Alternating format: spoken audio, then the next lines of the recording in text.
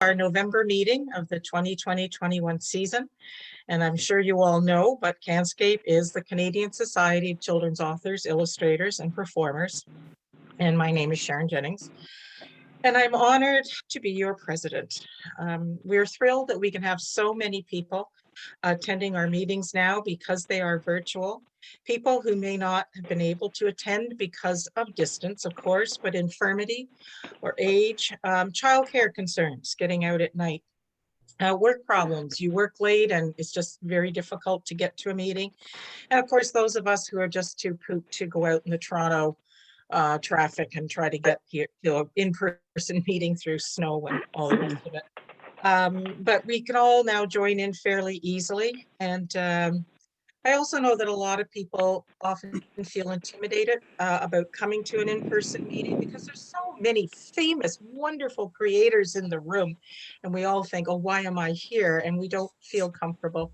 But I just wanted to say that even though I had my first book had been published and I had worked in publishing for many years, and I knew some of the children's creators, I went to my first couple of meetings and I was too terrified to stand up and introduce myself and hold up my book.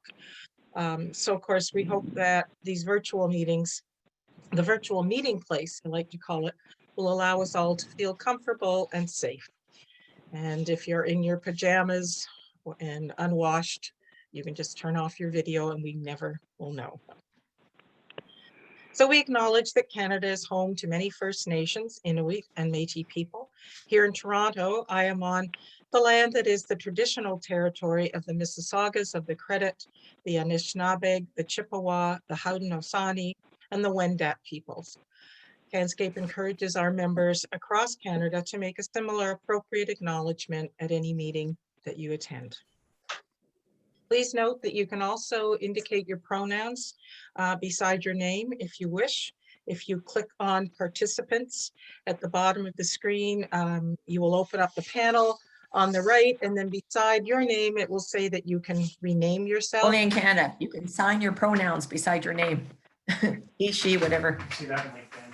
Do you? Yeah, see somebody's name and then it'll say he. I've seen it, but I've never seen it announced, you know? So, but you know, yeah, great. It's out there. I'll just finish off. It's a very small step. They have it available till midnight, but they're blocked off, but I'm sure it's like an hour or two. I have no idea who's talking or what's being said. I just hear this voice coming in. It's a small step, but we feel that it's a positive step in ensuring that our meetings are inclusive and welcoming to all. We are a membership-driven group with volunteers willing to share their expertise with others. We have 2 part-time staff, Helena Alto, our administrative director, and Vanessa Harris, our office administrator. And I also remind everyone that we have a very focused, narrow mandate or mission for CANSCAIP. We promote and provide professional support, both in craft and in best business practices. And about membership, I hope that you all received an email from the office a couple of days ago, or maybe even just yesterday, about our new initiative regarding new members. If you encourage someone to join, you each get 1 extra month on your membership. Woohoo! Now, we're not on commission here, so this is really an altruistic endeavor. We do believe that we can offer so much to so many people, and that's all we want, is to have anyone interested in writing, illustrating, performing children's materials to join up and see what we all can offer each other. So allow me to thank those who give of their time. Bill Swan, our past president, Jennifer Maruno, our vice president, Paul Kacha, our treasurer, Holly Main, our friend at large, Michelle Needenoff, our illustrator rep, Rita Bates, our membership rep, Kathy Rondina, Patricia Storms, Jennifer Muksang, and Paul Kacha, our program committee, Deb Addis, our recording secretary, Deb Ohi, Caroline Fernandez, Mireille Messier, and Matab Narsimhan, Jean Mills, our social media experts, and Heather Camlott, Jillian O'Reilly, Jillian Dobson, Barbara Greenwood, and Jennifer Maruno for our PYI team. Liz McLeod, Bob Morphy, Monique Pollock, and of course, Barbara Greenwood, on our newsletter. This, of course, is Remembrance Day, and a very different one across our nation. And I asked Linda Granfield if she would say a few words to us about this special and important day. Linda? Hi, everyone, and thanks, Sharon, for asking me. Is the sound okay? Thumbs up? Okay. Today, many CANSCAIP members and friends shared their family's military history on social media. Poppy images, rendered in everything from watercolor to plasticine, has decorated cherished wartime photographs. CANSCAIPers, descendants of those bright-eyed soldiers, now delight young Canadians through their words, illustrations, and performances. During this pandemic, we have been separated from loved ones and friends for weeks and months. I cannot imagine the strength it took for our parents, grandparents, and great-grandparents of our younger members to endure years apart. Tonight, via the wonder of virtual connection, we share our history and are grateful for the friendships that sustain us in our personal and professional lives. Those of us who watched the National Remembrance Day ceremony in Ottawa this morning perhaps noted the omission of the usual recitation of John McCrae's poem In Flanders Fields. Therefore, I'll close with McCrae's words, once only seen as a call to arms, but now seen also as a reflection on love, loss, and remembrance. In Flanders Fields, the poppies blow between the crosses, row on row that mark our place. And in the sky, the larks, still bravely singing, fly scarce heard amid the guns below. We are the dead.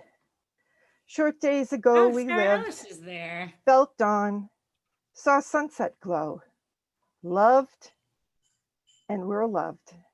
And now we lie in Flanders Fields. Take up our quarrel with the foe. To you, from failing hands we throw the torch. Be yours to hold it high. If ye break faith with us who die, we shall not sleep, though poppies grow in Flanders Fields. Thank you. Thank you, Linda. I know how much work you put into that book, you and Janet Wilson, and also your High Flight picture book as well. So thank you very much. I'll move to some general announcements. I just want to mention that I Read Canadian is up and running again for next year, February 17th. And I was thrilled to see in yesterday's Toronto Star, in the entertainment section, there was a mention, and I just want to read this out to you. This is very important. Children and youth are again being urged to read homegrown books in the second annual I Read Canadian Day. The event will take place February 17th, with kids countrywide asked to read a Canadian book for 15 minutes. At noon the same day, a video series called I Write Canadian will premiere on the YouTube channel of the Canadian Children's Book Centre Biblio Video. Events are also scheduled at bookstores across the country on February 13th. The Book Centre created the campaign with children's author Eric Walters, the Canadian Society of Children's Authors, Illustrators, and Performers, and the Ontario Library Association. This year, Communication Jeunesse and Canadian school libraries have joined the steering committee to try to reach more French language readers and school libraries. So I think that is pretty fine, spectacular. Eric, I know you're here, so thank you again. But I'm so proud that CANSCAIP has its name and logo in all of this information going out across Canada. And you know, often we're dismissed, but not anymore, she says. So Helena, do you want to speak about packaging? You're muted. Sorry about that. Packaging turned out to be, well, the reviews are in of all the sessions, and I don't think any of the sessions got anything less than a rave review. It was an outstanding conference, and we were very, very worried about the technology because, like, you know, so many conferences, all conferences had to go via online this year, and we were just those are nail-biting days. But the live cast crew, there were certainly some glitches along the way, but far fewer than we expected, and that was a huge relief. And so the speakers sounded and looked great, and we had lots of great feedback. And as it turned out, with some of the less expense that we had this year, we didn't have any catering, we didn't have speaker travel expenses, we didn't have a venue expense.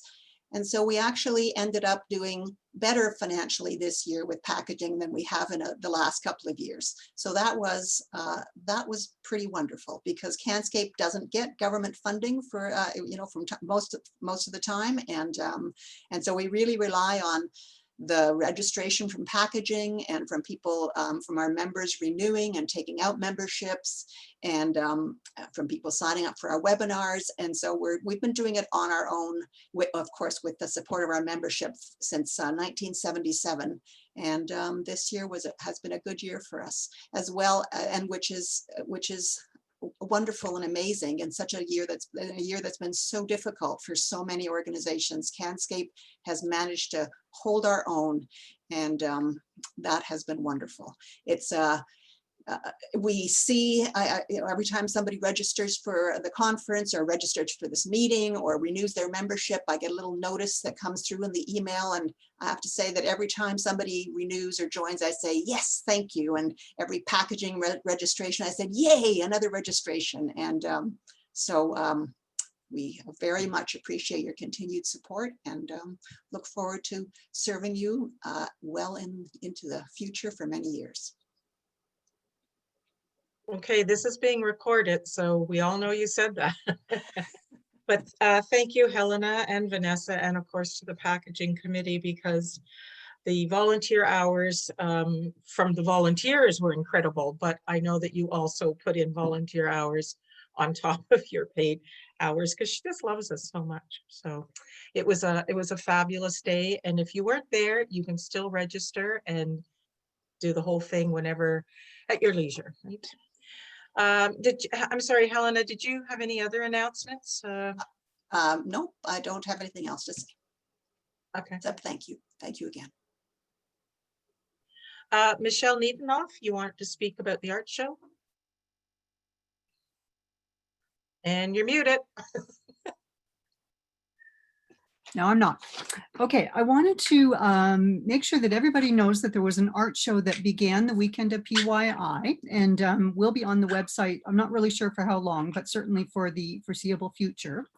And I would like to invite everyone to have a look at it if you haven't already done so. So basically, you just go to the CANSCAIP website, go to the events section, and then underneath that, it just says art show, and you get right to it. Okay, so we had 49 illustrator members and friends that participated in the show, including 2 of the PYI presenters. And I would like to, once again, thank Vanessa Harris for the wonderful job that she did putting it on the website. And also after the show we had, after PYI, we had an illustrator talk, which Holly Main organized and put together a wonderful PowerPoint presentation to go with it. And we had 16 illustrators that participated in that. So all in all, a good day. But yes, I strongly suggest everyone has a look at the art show, because it's really quite wonderful. So thank you. Yeah, thank you, Michelle and Holly. It was really lovely. And I'll just mention Holly also did a Canadian children's trivia quiz that was fun. Just so some of us didn't have to, finish off the day and go home and it was over. We got to hang around and see our friends for a few minutes longer. So thank you again to everyone. So just a reminder, we have a couple other general announcements and then some new book announcements. And of course, you all know the 2-minute reminder. So I'm going to start. Sylvia McNichol, you wanted to talk about access copyright?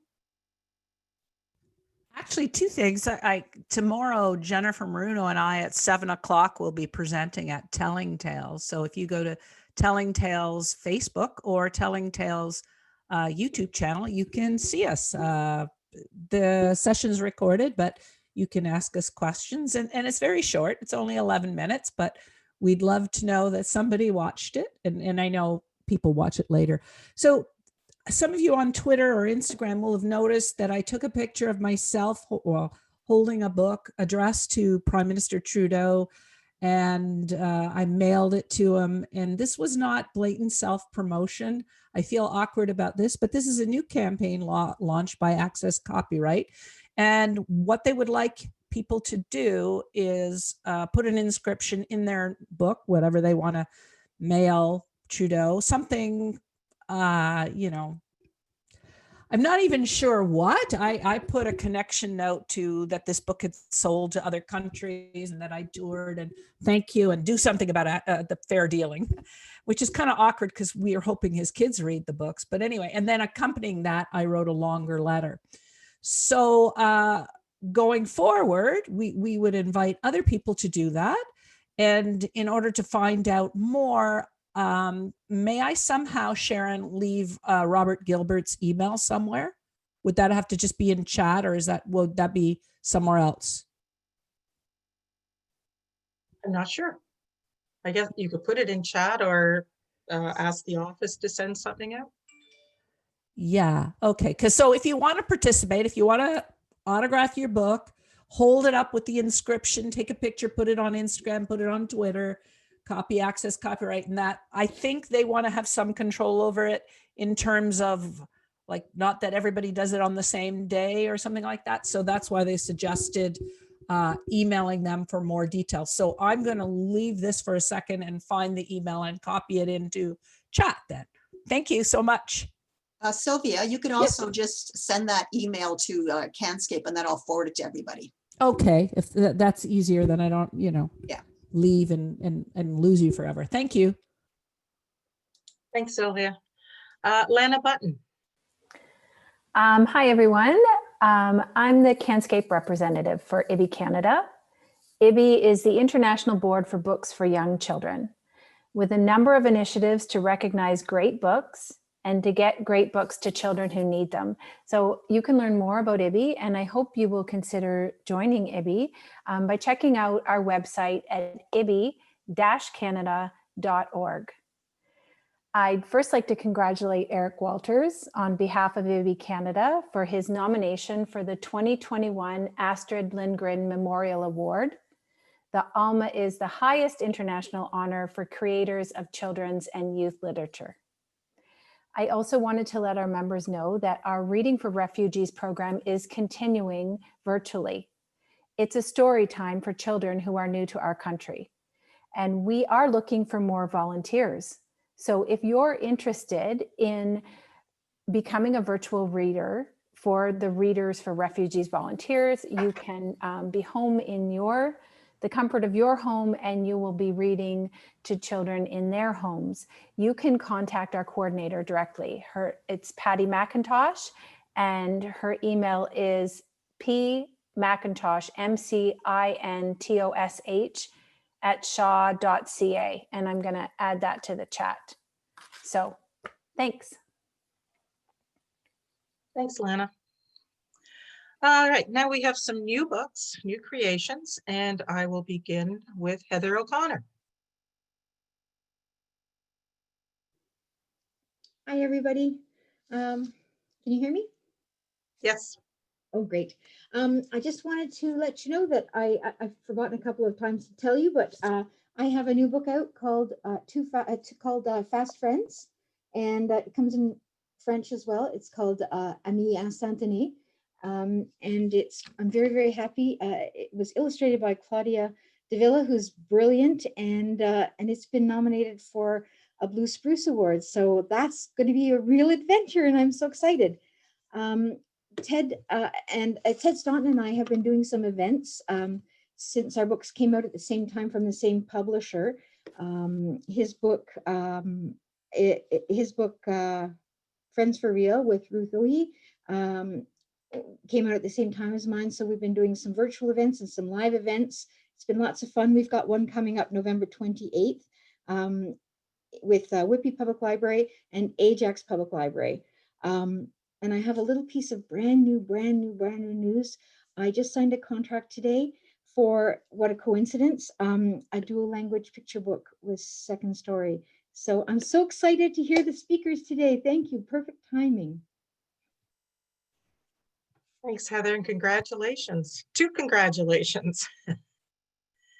Okay, next I have Jennifer Maruno.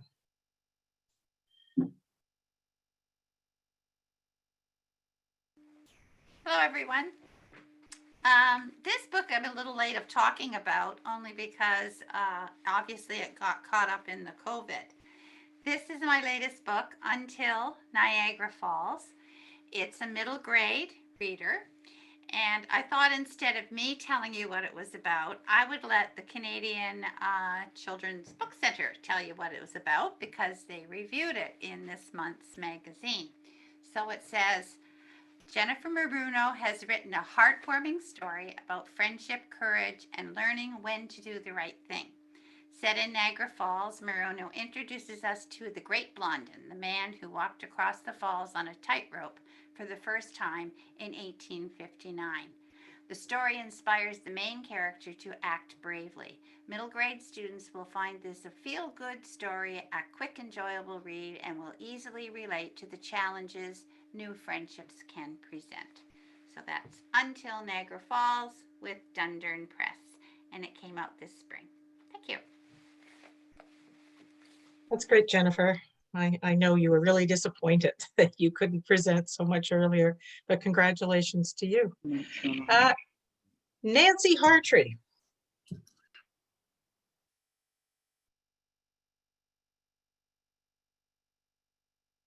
I know she's there.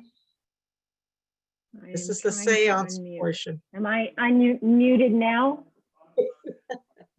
Am I unmuted now? Can you hear me? Yes, we can. I'm pleased to present my new picture book. It's a wordless picture book published by Second Story Press and beautifully illustrated by Gabrielle Grimard. It is a story of overcoming fears and finding friendship. Sammy has just arrived in a new country. The snow piled up outside his window is a mysterious and frankly chilly surprise. Joy, his new neighbor, does not speak his language, but that does not stop them from communicating as Joy helps Sammy overcome his fears. The two new friends get bundled up against the cold and Sammy discovers the magic of playing outside on a snowy day. I'll just show you a couple of more pictures. Here the children are feeding the chickadees with sunflower seeds in their hands. It's really, really beautifully illustrated by Gabrielle. And it too is my first book translated in French. That means the front page, the cover, the back cover, and the inside title page, because it's a wordless picture book. Thank you. Congratulations, Nancy. I certainly heard a lot about this book, so all the best to you. Thank you. Bruce Simpson.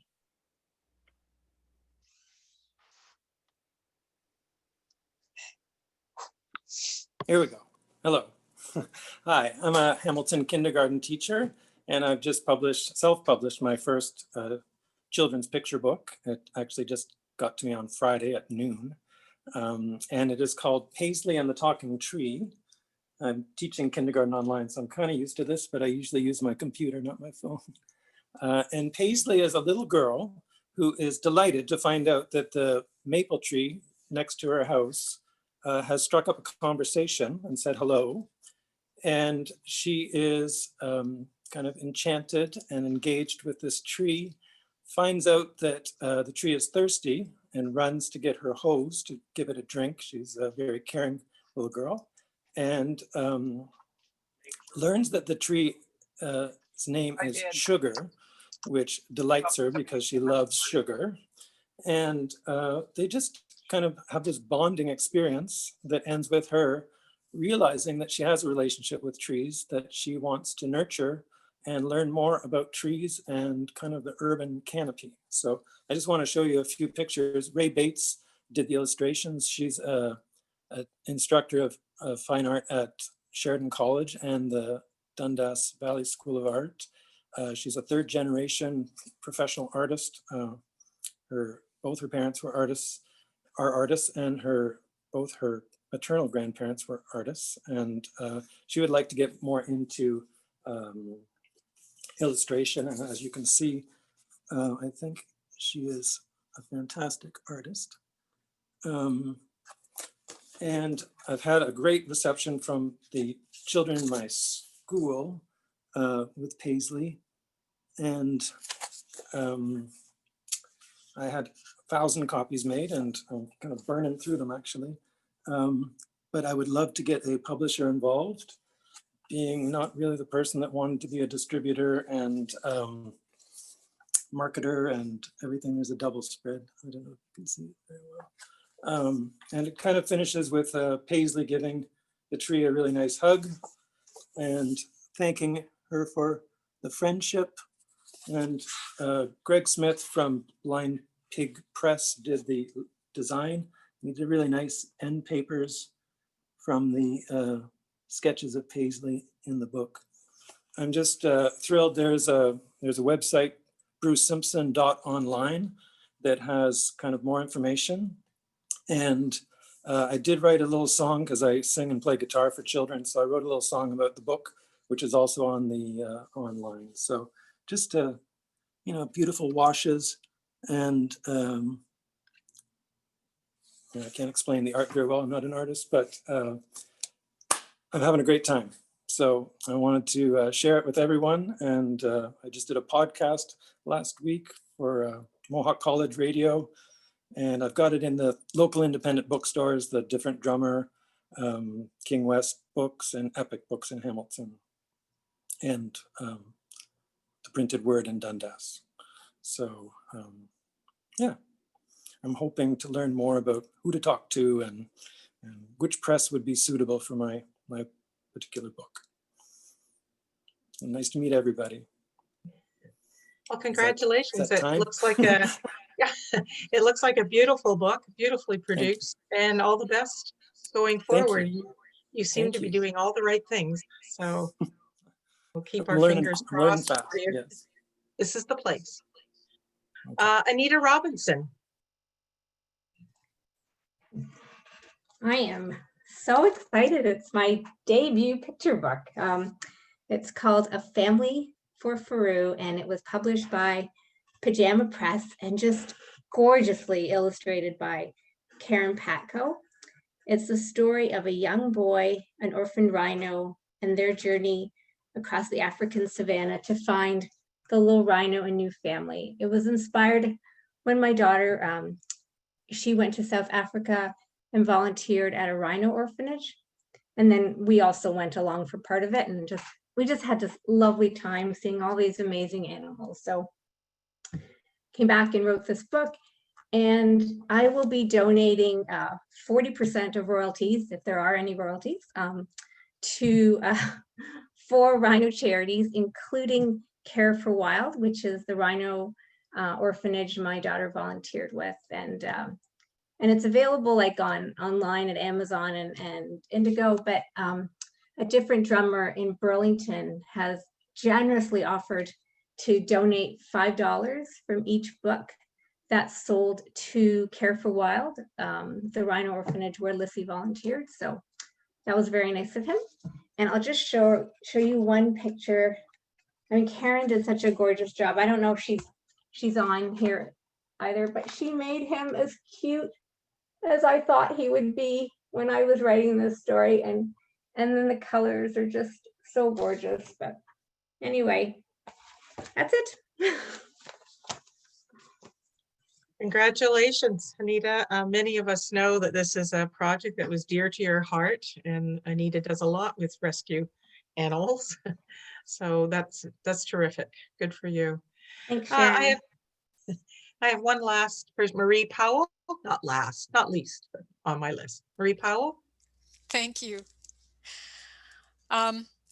He raised his arms, feeling bone and feather flatten against the wind, and knew himself tethered to air currents that smelled of salt and fish somewhere off the horizon. He ran below the bird, yet his mind and the hawk's mind moved as one. He could feel the dry December grasses beneath his bare feet, but he saw, as the hawk saw, a flash of gray fur in the stubble, the swaying pattern of a tree branch. That's the opening of Spirit Sight, which is a young adult medieval fantasy of myths and magic set in 13th century Wales. Hugh is a warrior in training with a special bond for animals and birds, as well as the last true Prince of Wales. And his sister Catherine can see the future in a drop of water. They're all that stands between their people and the invading English army. I'm Marie Powell from Regina, Treaty 4 territory here. And this is book 1 of my new series, Last of the Gifted. Launched August 20th with Wood Dragon Books, thanks to Creative Saskatchewan book production and market export grants. And I'm very excited to share the news that this book won a bronze medal in the Moonbeam Young Adult Fiction Awards. And this month we're launching book 2, Water Sight, which I just have in this little card right now. I don't have the actual book yet, but we're launching this month. And I'm doing a reading this Saturday with CANSCAIP member Maureen Ulrich, funded by the Writers Union of Canada and Canada Council at Penny University Bookstore here in Regina, in Mask, of course. And I'm also launching Water Sight in another virtual TWUC-sponsored reading on November 25th. Please join us or check mariepowell.ca or the Last of the Gifted Facebook page for more information. And thank you very much for giving me the chance to share my news tonight. Thanks, Helen and Sharon. So if you were all my writing students, I would say, what a great hook that was. Reading that first bit from your novel. It was riveting. You had us at hello. Anyway, thank you. Nice to have you here. Did I miss anyone? And usually I do. You know, it's I took a look at the list, Sharon, and I think you've got everybody. Okay. So then we can move along to our program, and I'm very excited about this. I want to first thank Paul Kocha for putting together such a great evening. And we are going to turn it over to Teresa Dos Santos, and she will introduce our speakers. Teresa. Hello, everyone. I'm Teresa Dos Santos, a young adult and picture book writer coming to you from Toronto. Tonight, I have the great pleasure of introducing our fantastic panelists. We have first the multi-talented Sarabeth Holden, who is the debut author of the picture book, Please Don't Change My Diaper, which is published by Inhabit Media in both English and Inuktitut. Sarabeth is the founder and president of the Toronto Inuit Association, working to support the ever-growing Inuit population here. When she's not writing, baking, or golfing, she is brewing beer with her husband. This December, they will be opening Red Tape Brewery. So cheers to you on your new venture, Sarabeth. Nancy Cooper also joins us this evening. Nancy has worked in education and the Native literacy field for Indigenous communities and now acts as a First Nation consultant, working with the First Nation librarians of Southern Ontario. She's been writing for years, but more recently for Chirp and Chickadee magazine. Her picture book, The Trading Tree, is a story about a very old sugar maple on the shores of Lake Simcoe. The book is written in both English and Ojibwe, was funded by the Princess Trust, and produced in partnership with Clearwater Farm. She is married to Dr. Janet Smiley, who I once had the great benefit of hearing speak about research in Indigenous populations at St. Mike's. They have twin boys and are all overseen by their benevolent dictator, Joy, their standard poodle. Last but not least, we have Melanie Florence moderating tonight's panel. She is a multi-award winning author and valued member of the Canadian Kidlit community. She writes picture books, nonfiction, and young adult, such as Just Lucky, released last year. And you will find the Cree language in her work. One example is the beautiful Stolen Words, which, if you haven't read it, may move you to tears. In addition, a little known fact about Melanie is that when she was young, she once snuck into a circus. She got caught, but instead of getting in trouble, was offered a job. Before we turn it over to Melanie, just a reminder to the audience to please double check that the microphones are muted. Melanie, take it away. Thank you, Teresa. I had no idea what you were talking about when you said you found something about me. So that was an interesting one. I wasn't expecting that. Can I just confirm, did Nancy log in? Is Nancy here? Yes, I'm Souls Consulting. Oh, perfect. Okay. Hi, Nancy. Hi. And hi, Sarabeth. I was wondering if we could start with having you both give a really brief description of your books. I know Teresa gave us a little bit, but I'd love to hear from you, just a little overview of what your book is. Cool. Nancy, do you want to start since you're right in front of me? Sure. Hi, everybody. Thanks for having me. The Trading Tree is about a really, really old sugar maple tree who's on his last or her last legs, who's just about to die. And there are a group of children that the tree is talking to, saying, you know, don't be sad that I'm leaving. This is all part of how creation works.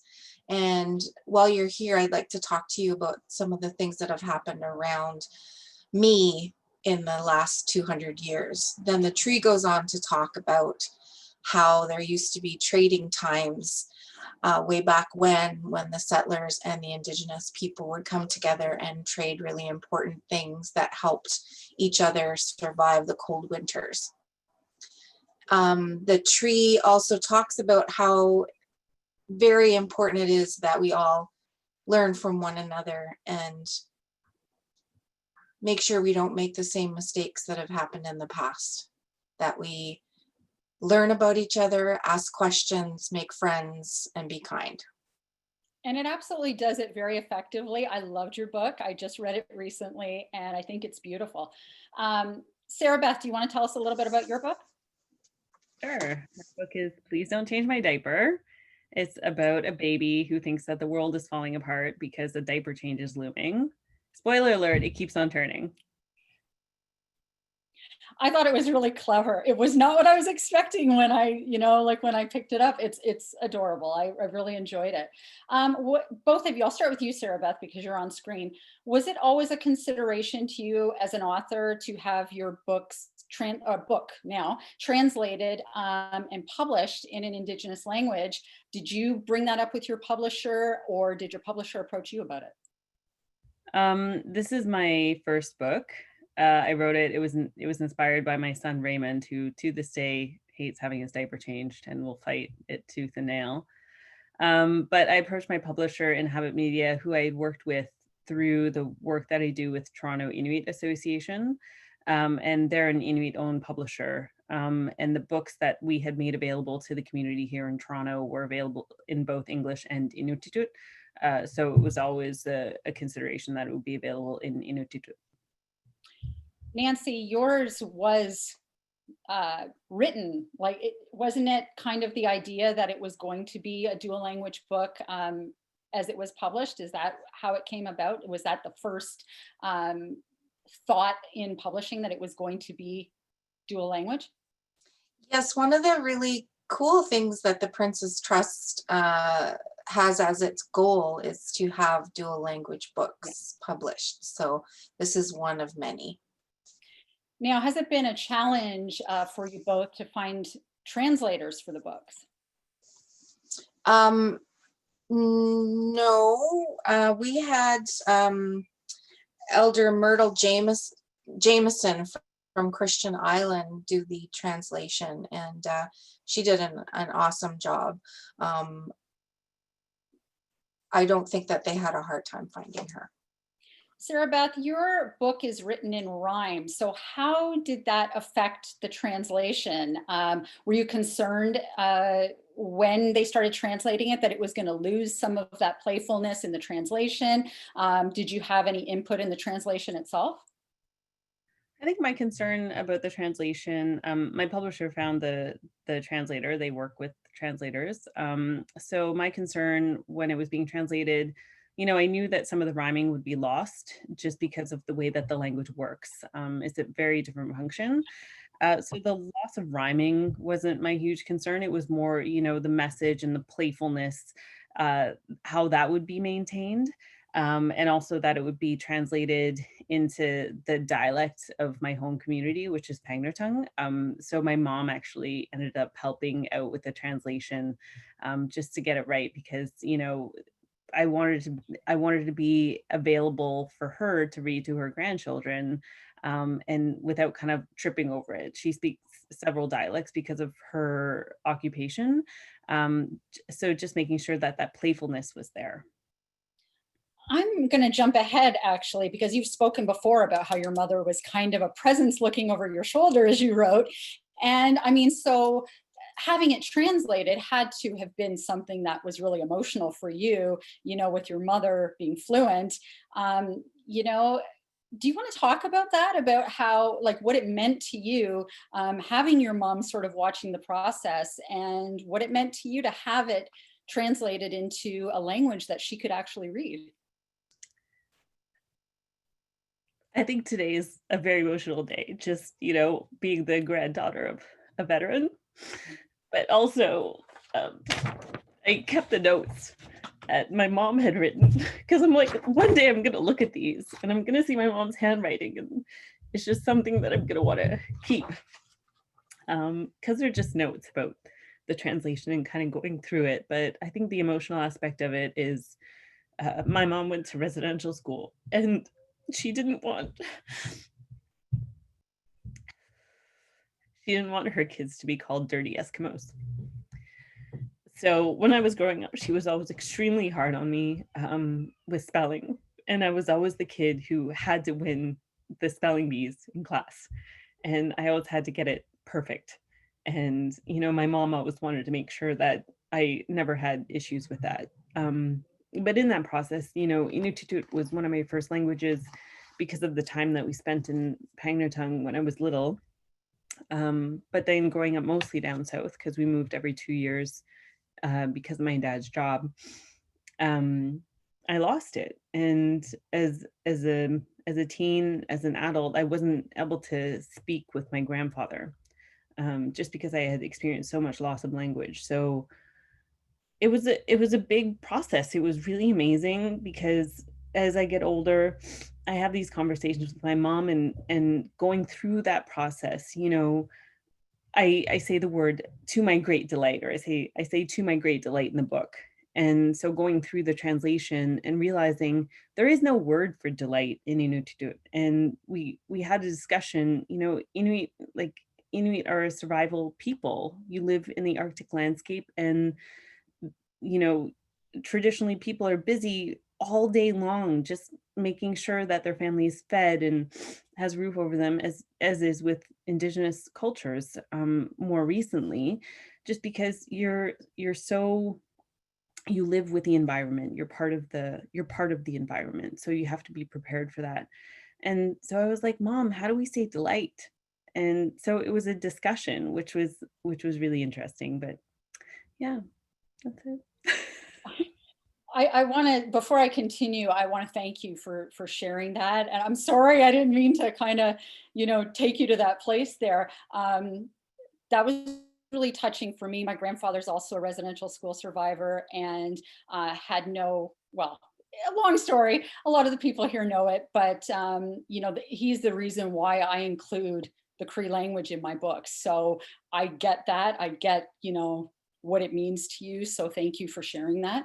Nancy, you mentioned the importance, you've spoken about the importance of acknowledging those who came before. And I'd love to have you speak about that a bit.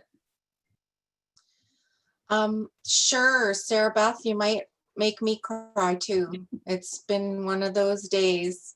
I wrote on Facebook this morning about how, you know, our relatives went to fight in wars for freedom when they knew full well that their freedom was very different from the freedom of the rest of Canadians, but they still went for the good of everyone.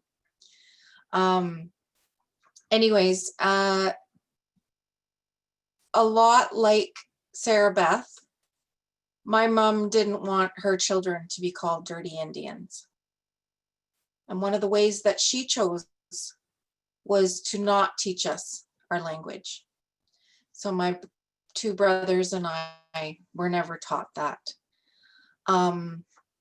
So I would only hear her speak her language when we were back visiting community members on my First Nation at Rama, or visiting, or when my Nokomis, my grandmother, would come to visit, and I didn't understand any of it.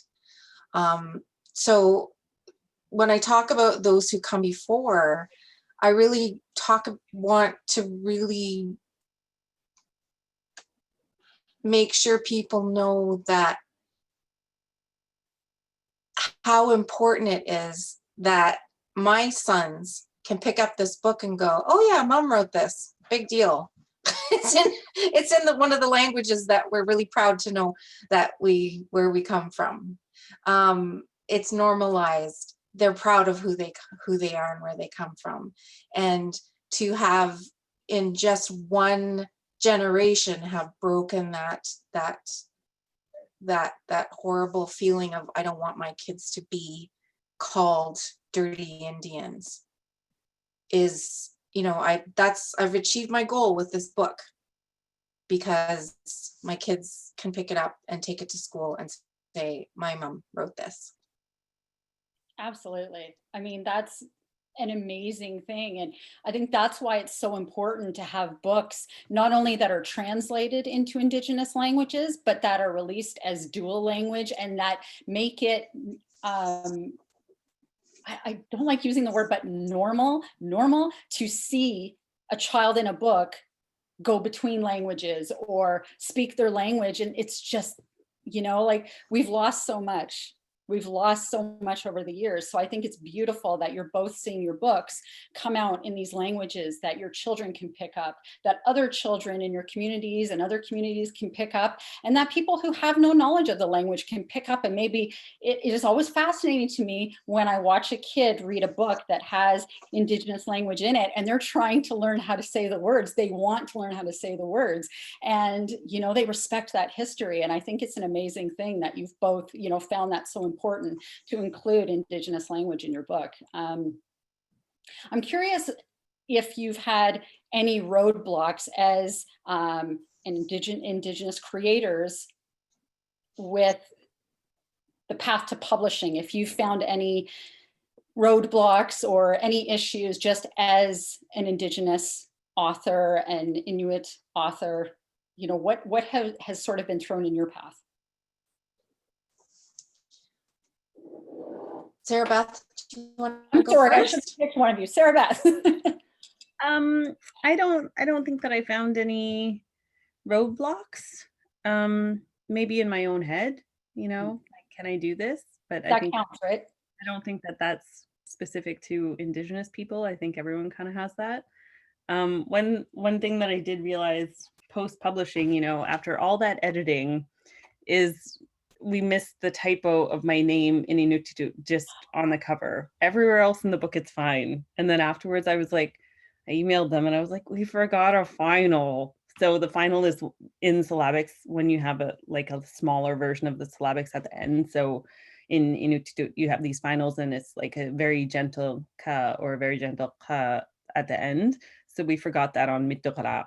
And I had some really good laughs as well, because it was the first time. My Inuktitut name is Mittuqala, which I put in my little profile on Zoom. But it's the first time that I've seen it combined with my Kaluna English last name. So I'm Mittuqala Holden. So I called my mom and I was like, Mom, I'm Mittuqala Holden. Yikes. Well, I'm sure it's going to get another print run. So, you know, it's something that they can fix. If you hadn't pointed it out, none of us would have known. But that's kind of funny. Shared that, you know, get your first edition now because later on will be fixed. And these will It'll be worth more. Yeah, exactly. Exactly. Nancy, have you found any challenges as an Indigenous author that, you know, would be unique to you? You know what? I'm 53. I'm not going to put up with any bullshit. If you don't want to publish me in what I write, don't publish me in what I write. Mm-hmm. I know that might sound a little bit, you know, cavalier, but I haven't had any roadblocks. I've been really, really fortunate. I'm currently writing a book for Second Story Press. Margie saw me out and said, you know, we had a book that was out.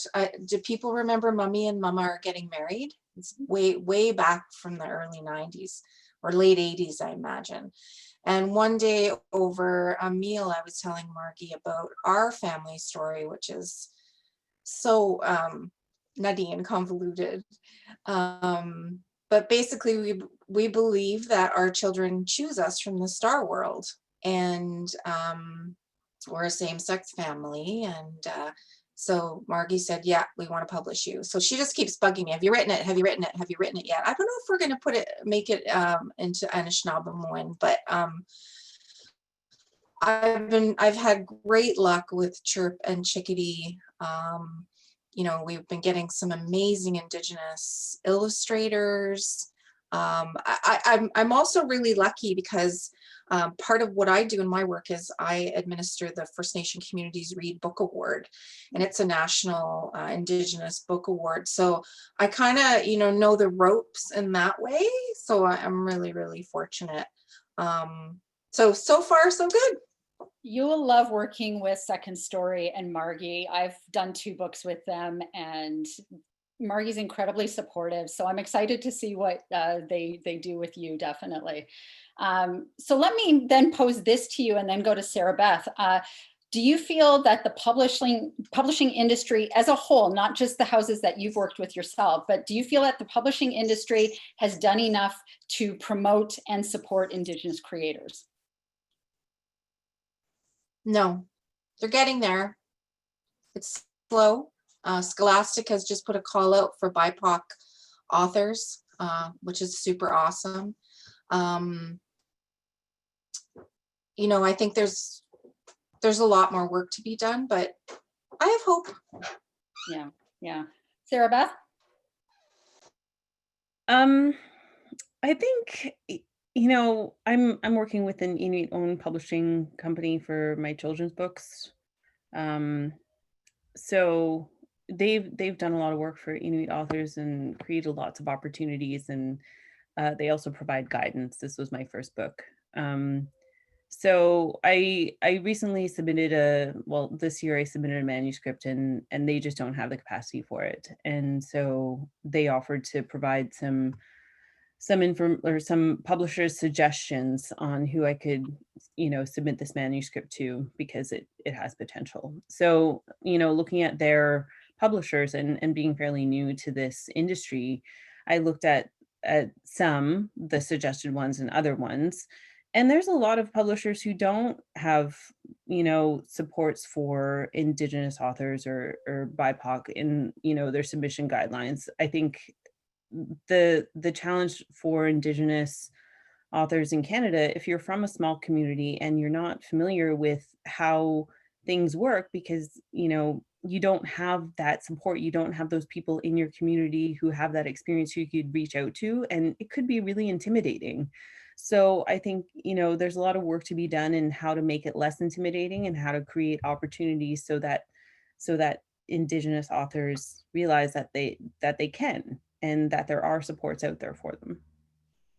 I think too, something that Paul Kocha and I have talked about a lot, and I've talked about with some of my friends for a long time, the books that were being published by Indigenous authors were issue-driven books. you know, and I think I was delighted, Sarabeth, that your book that got translated into an Indigenous language was not anything, I mean, it's issue driven because it's about a kid who doesn't want their diaper changed, but that's a totally different kind of issue, you know, and I love that it's a playful book that has, there's nothing, it's a book that anybody can relate to. Literally any parent can pick that up and it's like, oh yeah, I've done, you know, I'm a parent, I've had that struggle. And, you know, but then you have this beautiful opportunity to have another, you know, language. So what is your thought on what the publishing industry is doing? I mean, Nancy said more work needs to be done. Do we need to see more books that aren't issue driven, that don't deal with residential schools, that don't deal with trauma constantly? You know, can we see more books? Is there room for more books by Indigenous authors that speak to different experiences or that anybody could relate to, but it's by Indigenous creators in Indigenous language? You know, like, what's your thought on that? I think, you know, we all have different experiences, and a lot of Indigenous authors aren't going to write about the issues. I think we have our experience, we have our lived experiences, and it's not necessarily something that we want to put on paper. It's a different way of putting yourself out there. And please don't change my diaper. It's fun. Like that's something that I want to spread, but it's not. I mean, it's a different kind of issue. It's a bomb issue. But the manuscript that I submitted that wasn't accepted, it's also not an issue book. It's something super fun, and it doesn't have anything to do with Indigenous issues. But I feel like what I want, there was a meme recently that talked about, you know, like, pay as much attention to the good that's coming out of Indigenous communities as like the issues, and it's essentially saying, like, support the positive as much as the negative, because we need that to move forward. And there's going to be positive things that come out, and there are so many positive things that are coming out of Indigenous communities and Indigenous creators, and it's really wonderful. And I just think that the world needs more of that as well. So, you know, we need to respect everything that's happened. We need to acknowledge it. We need to understand that these things happen, but we also need to move forward and you know, believe in these great things that are coming out and move forward. Because we are more than that, I think, is, you know, like, the underlying issue here is that there's more. Nancy, I'd love to hear your thoughts on that. Well, you know, like I mentioned, I do administer the First Nation Communities Read Award, and I'm seeing more and more stories just for the sake of them being a story, and that is so important. Not to say that the issue stories aren't important. They do play a very important role in community, not only for ourselves as healing, but for the wider community for awareness.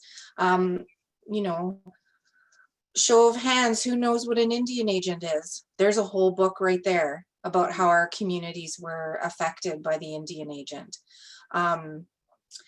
But I think publishers like Inhabit and Thetis and those types of, or Cattery's, Cattery Akawenzi Dams Publishing Company. The name's, I've lost the name. Anyways, they are really, really important to get those fun stories out, but they're also really, really important to get those important, painful stories out. I love that some of the bigger publishing companies are taking on some of those issues. For example, Jessie Thistle's book, From the Ashes, the best.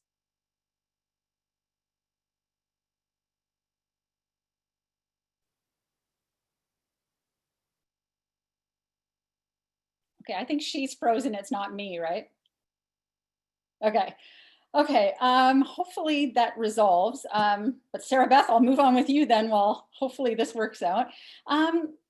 what has been the reaction of readers to, you know, your Inuktitut version has not come out yet, has it? Did it come out at the same time? It came out 4 weeks after the English version. Okay, I wasn't sure if it came out the same time or just after, if it was, okay. So what has been the reaction to the new version of it? To the Inuktitut version? Yeah.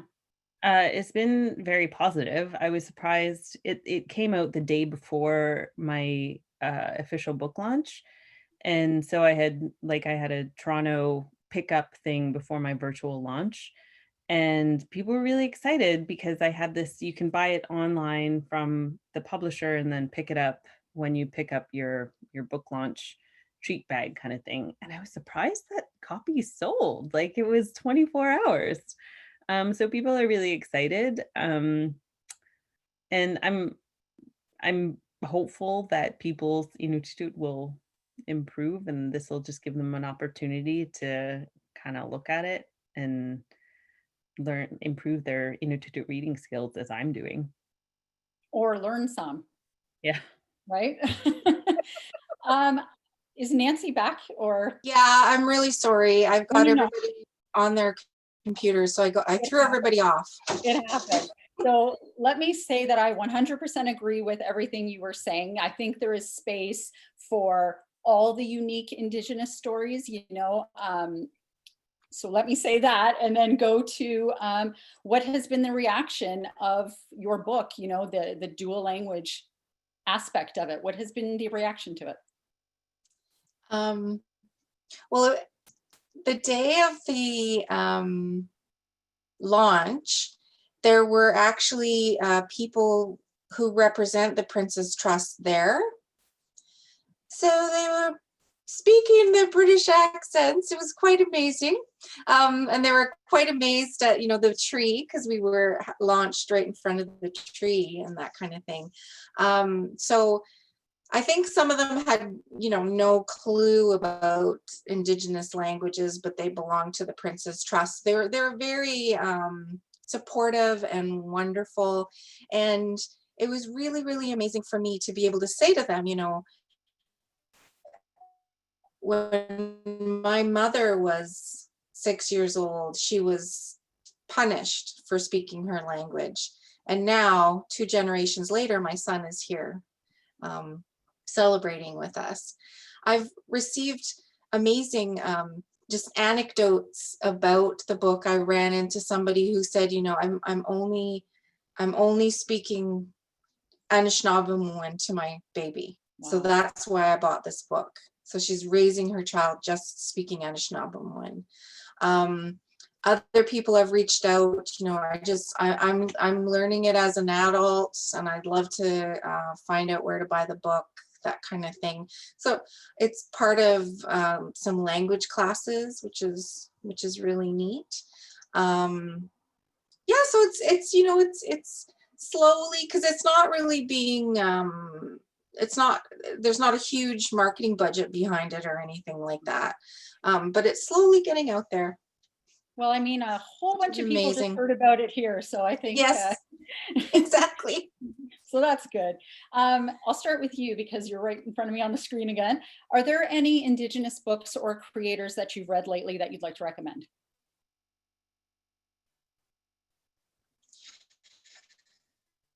Ooh, well, Clayton Gauthier was our selected author for this year's First Nation Communities Read Book Award, and his book is called The Bear's Medicine, and it's an absolutely beautiful book about a mother bear teaching her 2 cubs about how to be in the world, and how important their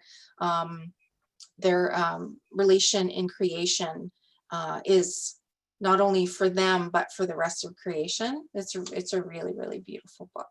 So I'd highly recommend you getting Clayton's book. I want to say, if anybody's typing this up in the chat, I'm not going to do it, but if you're looking for just fantastic Indigenous books, that you cannot do any better than the lists that you curate for that award. So I highly recommend the First Nations Communities Reads website keeps a list of the nominees and the award winners. And there's I've gotten some great books off of that of the list over the years. So Oh, thank you. well, I've been nominated several times too, so I'm on there.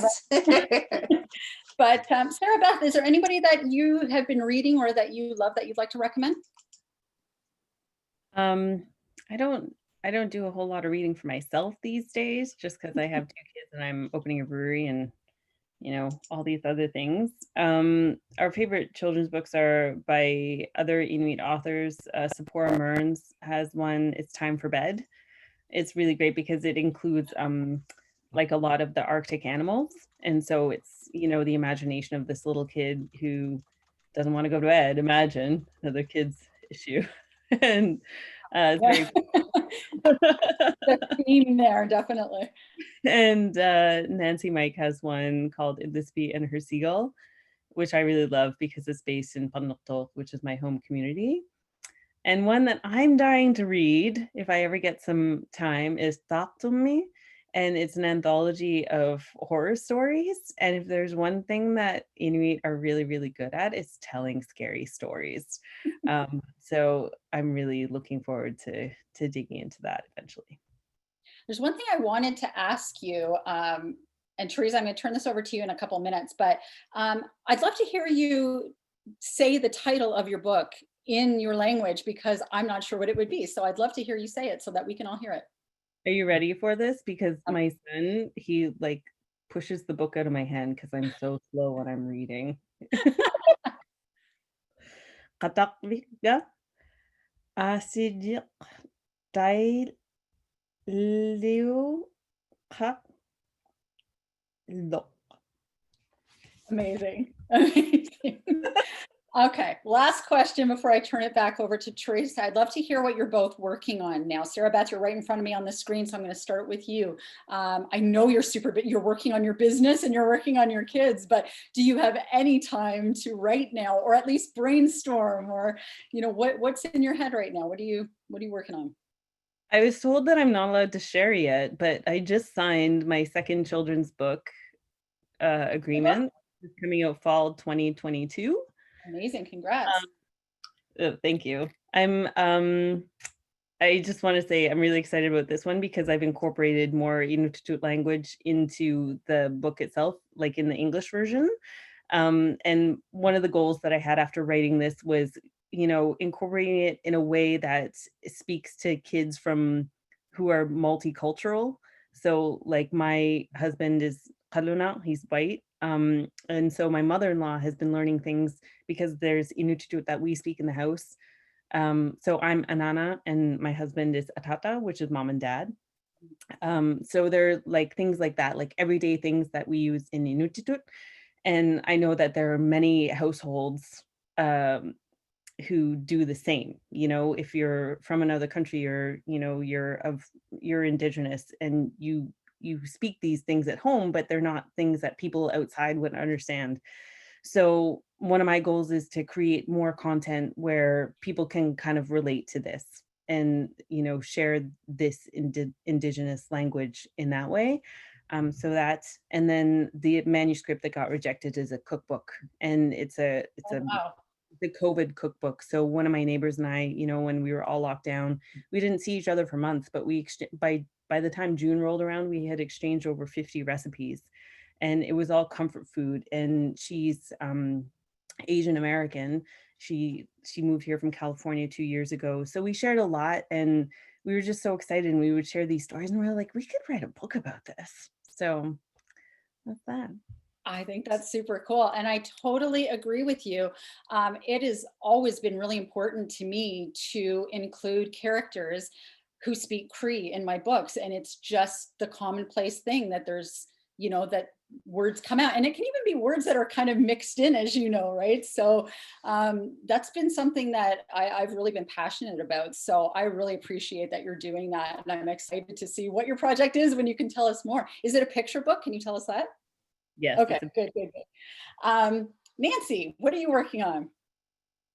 Well, I should be working on the book for Second Story. I've got to get busy on that. I'm just finishing up a story about beavers for Chirp magazine. And beavers are the symbol for humility and the 7 sacred grandfather teachings. So this story is about a little beaver and her cousins and what they do in a day.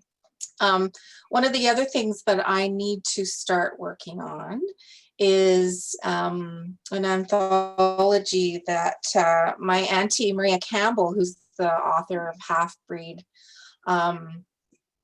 and I want to work on is about Indigenous women writing about our fathers.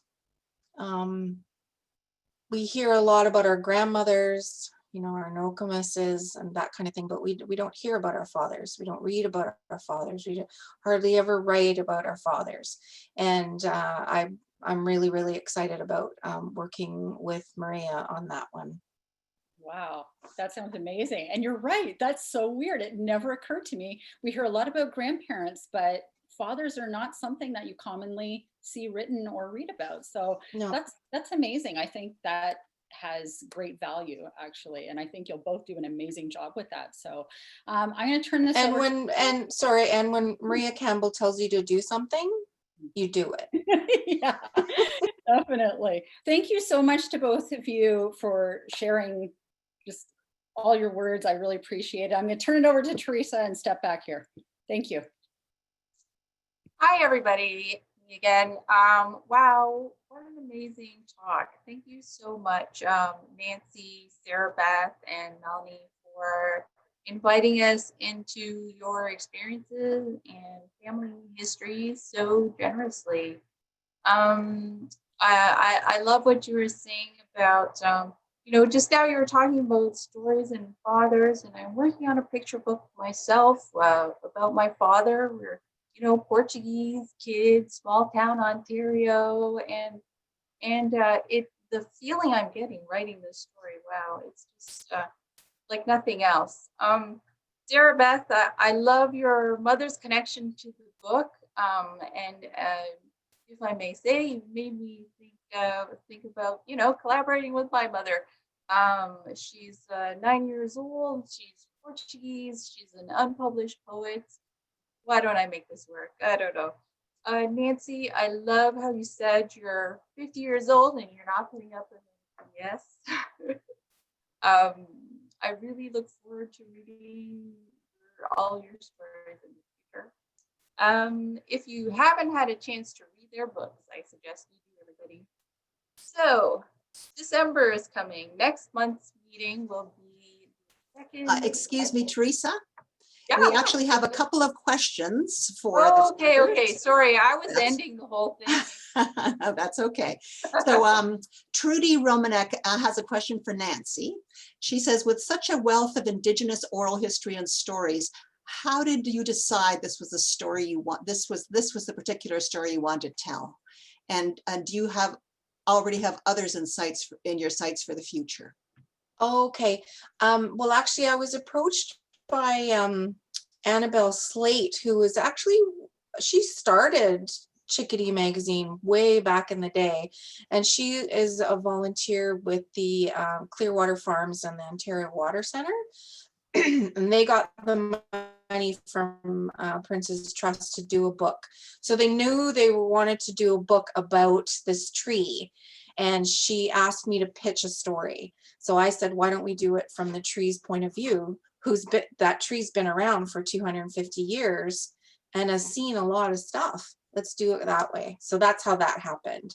I always, you know, because I have kids, they're just a font of amazing information and ideas. So I've got all kinds of ideas for kids' books, but nothing like concrete other than the one that I need to be doing for second story. Okay. So there aren't any more questions for the speaker, but many comments thanking Sarabeth, for example, for being courageous to share what was difficult to share. And Nadia Hone says that your books to the to the three speakers that your books are testaments to and legacies for your communities and the world. And we need to know the history and origins of the original peoples of this land.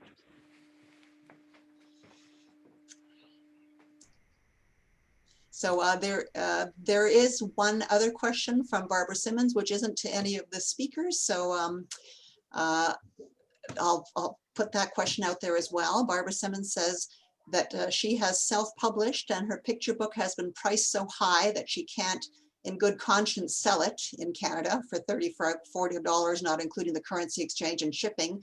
And is there a Canadian print-on-demand publisher that can be recommended, or any ideas? And so that might not be anything that the speakers can answer, but perhaps if there's someone else at the meeting who can answer that. Sounds like someone's answer. Okay. Thank you. Okay.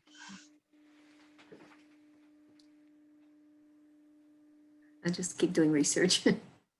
So Teresa, I guess I'll turn it back to you.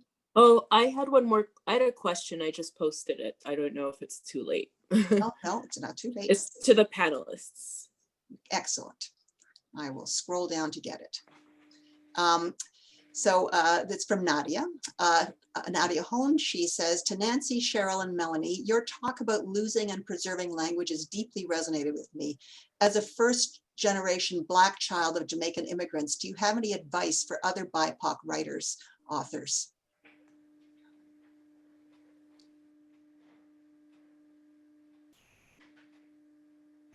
It could also be related to the retention of culture and language, because that's unfortunately I don't have my ancestral language.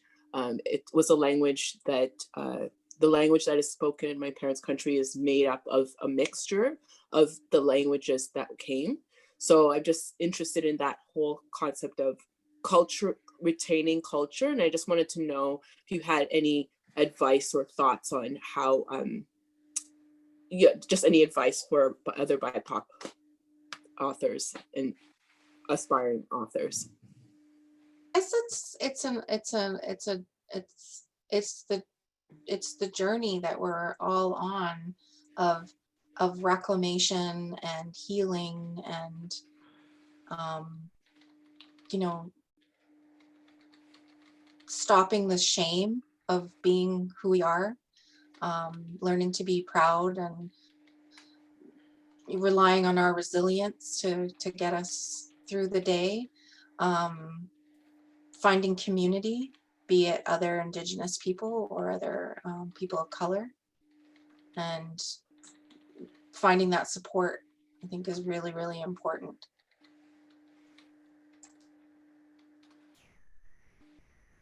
Yeah, I don't think I could have answered that better, actually. I think it's true that trying to find community is definitely key, especially in regaining language. You know, if you can find people like the lovely people that I got to speak to tonight, you know, who are passionate about passing on the language, it's so important.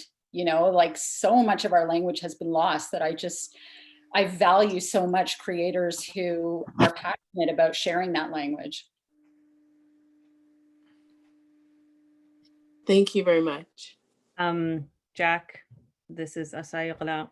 He just wanted to join, but I just wanted to add, you know, telling our stories is great for kids. We don't know the experiences that they're going through, but we remember the experiences that we had when we were young, and telling our stories helps other kids who are BIPOC.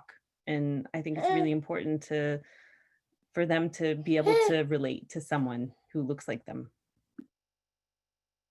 Oh, let me add to that, because that's brilliant. And your baby is gorgeous.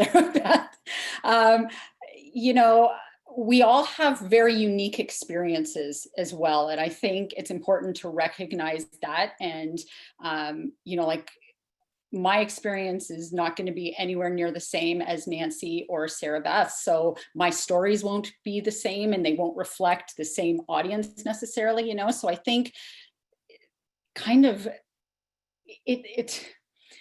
there's so much out there to sort of read and take pieces that are valuable from, like, I can relate to this, but I can't relate to that. And I can, you know, learn from this because I don't have knowledge of it myself. You know, there's so much great literature by BIPOC people. And so I think, and Nadia, I know that you know this, and you are already so involved in knowing so many great books and just finding the things that maybe you don't have knowledge of in that way. You know, there's so much out there, and we have it all that knowledge there, I think, you know, that we can learn from the people who maybe speak the language that you lost, Nadia, and, or, you know, maybe have had experiences that you haven't had. So one more question did get asked that is for the panel, and it's for Jennifer Maruno. She says, did you need specific permissions from elders to tell your stories? What was really neat was there was a group of people from the Georgina Island area that worked with staff at Clearwater Farms. So so they read what I wrote and gave me all kinds of feedback. And so it wasn't, you know, I didn't want it to be, you know, this rosy retelling of how well the settlers and the Indigenous people got along, and wasn't it amazing? So their experience, their family histories, their experiences, and their feedback were really, really important. This wasn't a story along the lines of a traditional story that's been carried down throughout the years. So I didn't really need to get a permission in that way, but I did really feel it was so important that it was a community-based approach to the development of the story, so that it's not just this isn't just Nancy Cooper's book. This is our book.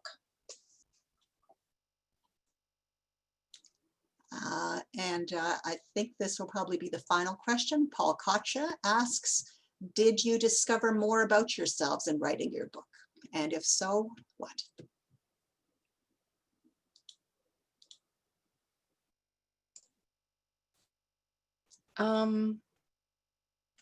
More about myself. I think just being a really, really, really proud to be an Anishinaabe, an Indigenous woman who is living up to her spirit name, which is she who stands up for the truth and speaks from the heart. And being able to, you know, stand in front of people from the Prince's Trust and say, this is a story that I'm really glad that you published, and you should publish more.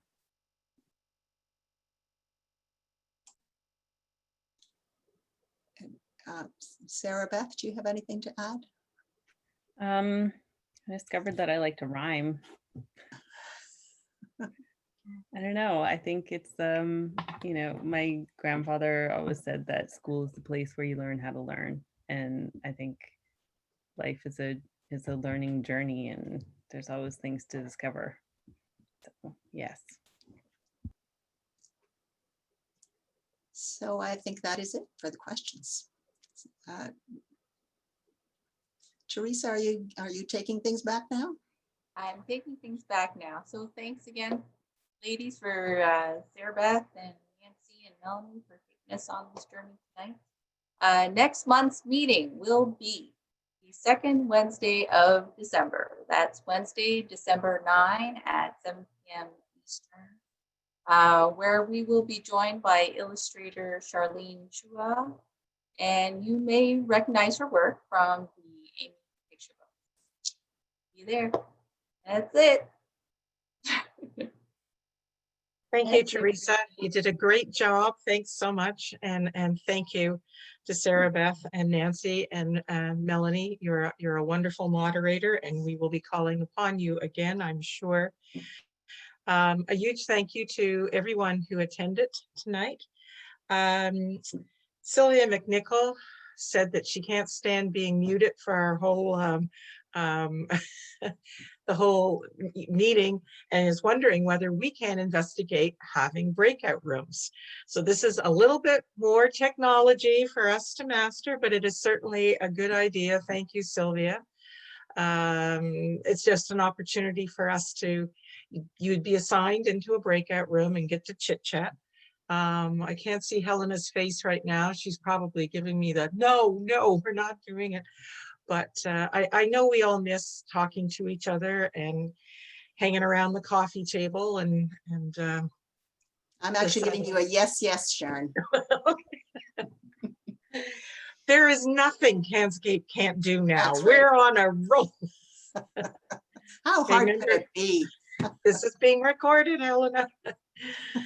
So we will see you on December 9th for our December, I was going to say holiday meeting, but not quite, is it? So in the meantime, everyone, stay safe and healthy, and do your best, but be kind to yourselves. And it was great being here tonight. It was a wonderful evening. I really enjoyed everything I heard and learned. And I was thinking, they often say children have to learn racism and discrimination, and they don't know. Children don't know. And when they read your great books, they're just kids reading great books. So we should all be grateful that these books are being published now and that children are learning and learning well. So thank you, everyone. Hope to see you again in a few weeks. Good night. Thank you.